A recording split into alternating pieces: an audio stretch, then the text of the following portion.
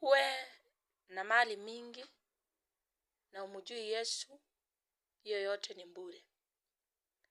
Uwe umesoma sana na umjui Yesu, hiyo yote ni bure. Uwe na sifa kuu dunia nzima na umjui Yesu, yote ni bure. Kwa hivyo kile kina muhimu na utajiri mkubwa sana, naweza kukuambia ndugu yangu, dada yangu, ni kujuana na Yesu. Maana huo ndio utajiri wa milele.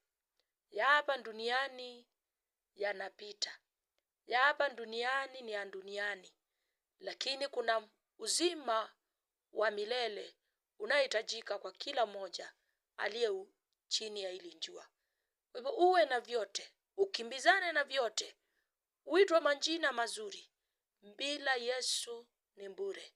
Kutana na Yesu, kimbilia Yesu, maana yeye ndiye anaweza kuwa tumaini lako na dhamana ya maisha yako. Ukitaka kujua, uliza wale wamekimbizana na mali wakapata, lakini bila Yesu kwa maisha yao ni bure.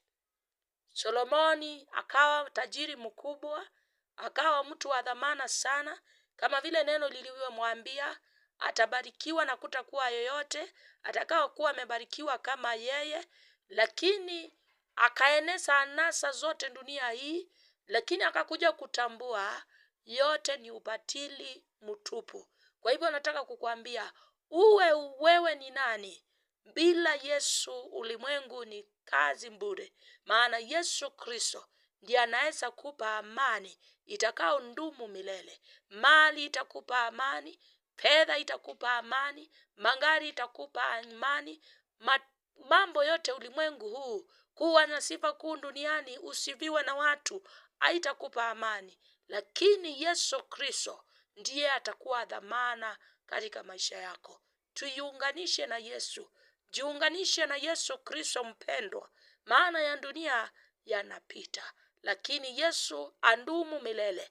Alikuweko mwanzo na hata wa leo wako. Alikuweko kabla wewe uje na hata leo wako, na utapita na utamwacha. Kwa hivyo ni vizuri kuunganika naye anayedumu milele akaishi kwako daima. Haleluya. Na wapenda na changu ni kusema tujiunganishe na Yesu, maana muda wazidi kuyoyoma na wakati wazidi kupita na majira yazidi kupotea, lakini neno lake lazidi kudumu milele. Ni vizuri tukajiunganisha na mwana wa Mungu Yesu Kristo, ampana jina lingine